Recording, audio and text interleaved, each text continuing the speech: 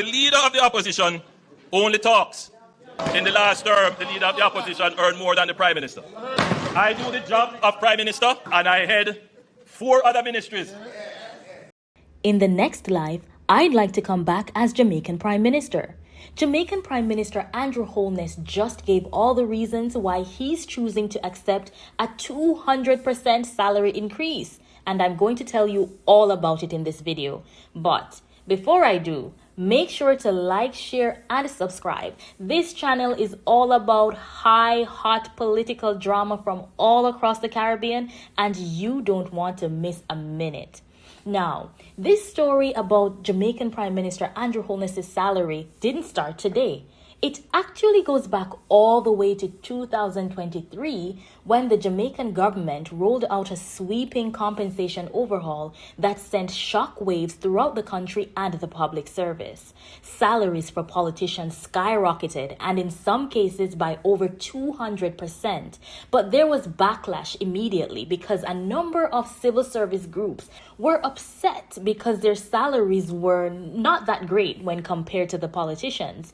Unions pushed back, and many Jamaicans questioned how leaders could justify such massive increases during the tough economic times ordinary Jamaicans were facing.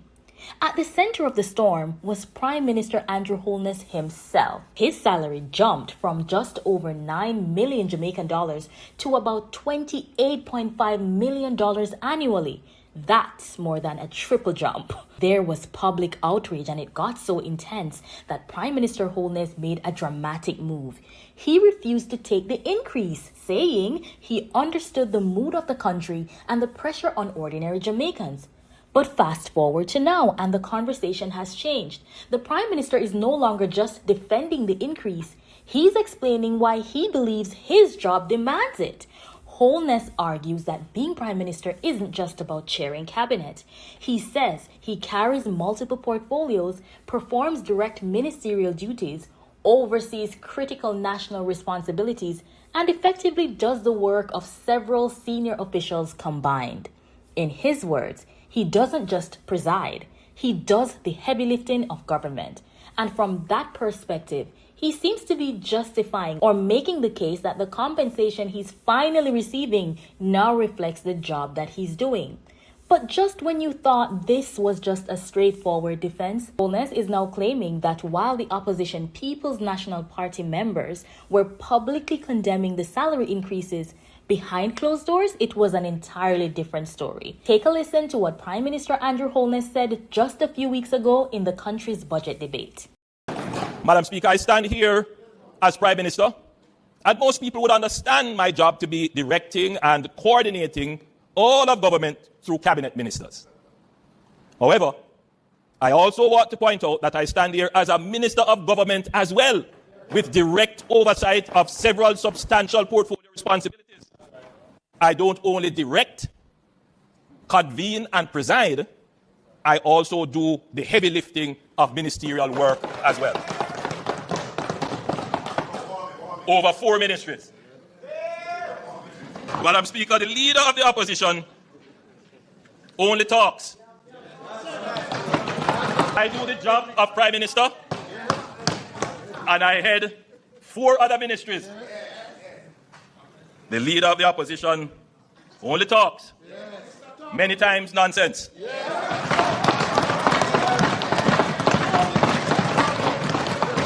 And takes home $27 million.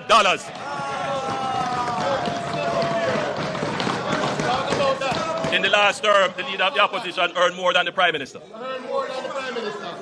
The opposition spokesman on finance stood in this house and said the opposition has no problem with the increase in MP salaries.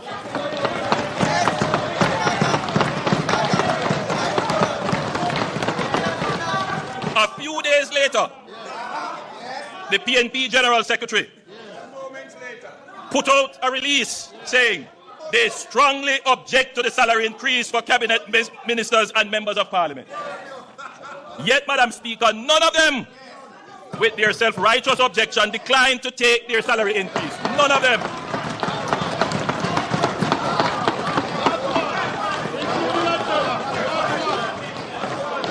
In fact, Madam Speaker, they were the first ones calling the Parliament to find out the amount of their retroactive pay.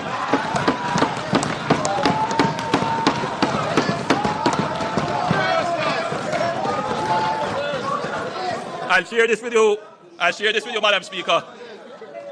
A member on that side not to be named.